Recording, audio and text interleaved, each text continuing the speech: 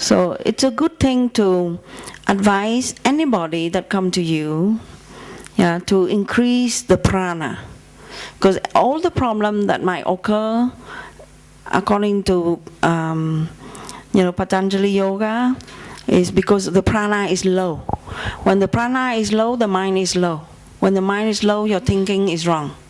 So if you can, for anybody, just advise them to increase prana. And there's techniques in yoga to increase prana. Increase prana is one thing, but also decrease spending prana. It's like money. You can make more money, but also don't spend too much. Otherwise, you make a lot of money, but you spend a lot, and you end up also in debt. So the same.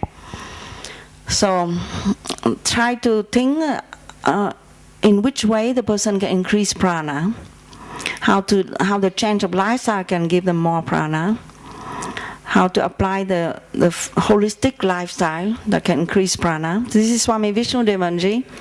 He's a radiant personality, lots and lots of prana. He's a Hatha Yogi, Raja Yogi, Jnana Yogi, Bhakti Yogi. But one thing very clear with him is he has a lot of prana. He travels around the world, and when you come to closer his contact, you can feel this prana. Okay. So asana.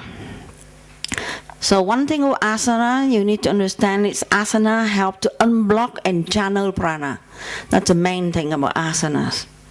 And it's steady posture. But what's the reason why you do steady posture? You do steady posture in order for you to give pressure to certain acupressure point when you hold the posture, and to increase the prana, and then when you move the posture, it releases the flow of prana. So that's the main thing. It's the esoteric understanding of asana that many people don't understand, is that it's not just exercise, moving from one thing to another. It's holding the prana holding the posture to increase the prana, and then move the prana through. So that way you become healthy, but your mind also become moving. You are not blocked in a certain way of thinking. So you need to do the basic postures. They'll give you the whole physical, mental, energetic benefits, and be aware of the prana flow when you do it, and conscious releasing of tension. Okay, move on. This is Ananta. Okay, so pranayama. In the Hatha Yoga practice, is a pranayama. So it's very important everyone learn the basic pranayama posture, because it purifies the nadis, and also it brings immediately that balance of mind. Anuloma Viloma is the alternate nostril breath. Balance the prana, emotions, release stress. Kapalabhati breathing. It says it's awaken, cleansing. And through pranayama, you can control the mind and the emotions. You balance your personality, you lift yourself up, and it helps you to turn inward. All emotional problems can be solved by pranayama, but not only one time, two times. It has to be regular practice of pranayama. So if you see a person have for example, emotional upset or weak fourth house, advise them to do pranayama. Relaxation and stress. So the yogic lifestyle has to bring this in, and you need to understand that stress is a cause of many diseases. Stress is unavoidable, but you have to learn to improve the strategy to deal with stress. And need to integrate relaxation techniques in order to deal with stress. Savasana you can do twice a day, 10 minutes, 15 minutes. Taking breaks and taking retreats to help. Hints to combat stress. Adapt to new situations, because the lack of adaptation that is a problem of stress. Letting go of expectation, because we have expectation, so therefore we are stressed when something changes. Improve capacity of concentration because it yields more prana and you can solve the problem. Reduce waste of prana through worrying. Self-surrender and be quiet so you can rely on God. Realize that there is a level of ourselves that is at peace despite the relative world of changes. So this is jnana yoga. Know that actually on another level, everything all the time is perfect. So no need to worry. So number 4 point in the yogic positive lifestyle that you can bring in is the question of prana that comes with diet. Yeah, it's an important point. So help the people to have the food awareness, awareness of health, awareness of cooking, awareness of wrong eating. Okay, move on. Awareness of their own Ayurvedic constitution. Awareness of detoxification. So sometimes, an issue might be aggravated, but if you can correct a few things, the basic thing about life, then it would not be so aggravated. Okay. And the 5th point is positive thinking. How to deal with the mind. So it's helpful to know this in order to quickly can give an advice. When you see a problem with attachment, then you advise detachment. When you see a problem of self-pity, then you advise self-confidence. When you see guilt, just advise forgiveness. Regrets, advise acceptance. Fear, advise courage. Neediness, advise self-reliance. Close-heartedness, advise openness. Lack of compassion, advise compassion. Anxieties, advise faith.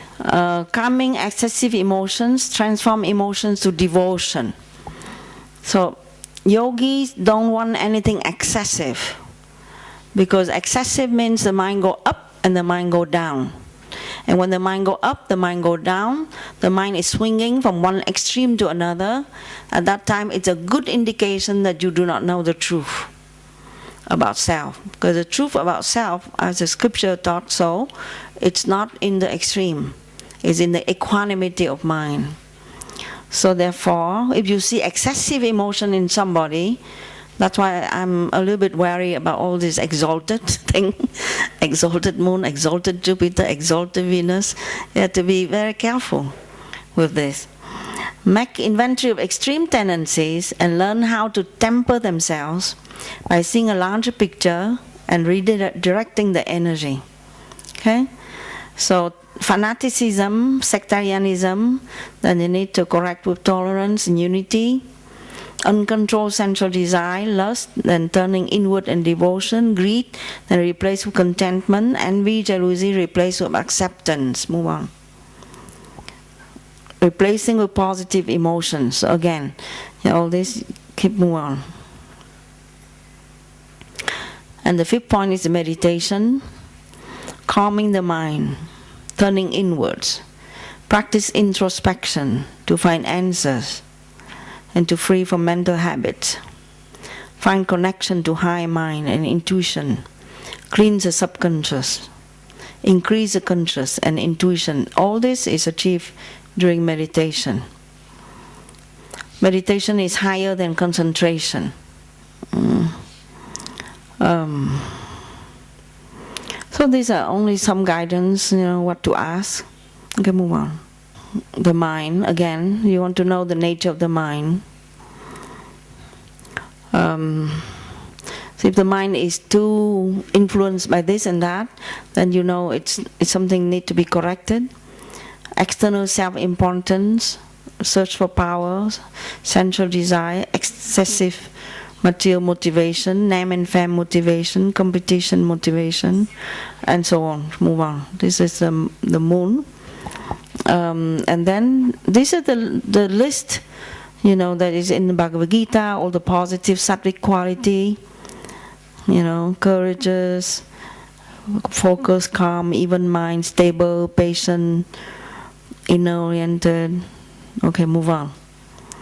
So this, when you look at the weakness and strength in the chart, so these are these lists help to know what to look for, the weakness and strength. Okay, so this is, for example, the strength, empathetic, seeing unity, seeing one own self in all, be able to be discriminative, detached, seeking true knowledge. Move on. Swami Sitaramananda. Okay, so Raja Yoga. Raja Yoga is summary. Raja Yoga, Hatha Yoga, Tantra Yoga, Kundalini Yoga are primarily the path of discipline, self-control, thorough knowledge of the mind and the psyche in meditation. So Saturn is the most important planet in this. So for a person to be a Raja Yogi, you have to have a strong Saturn.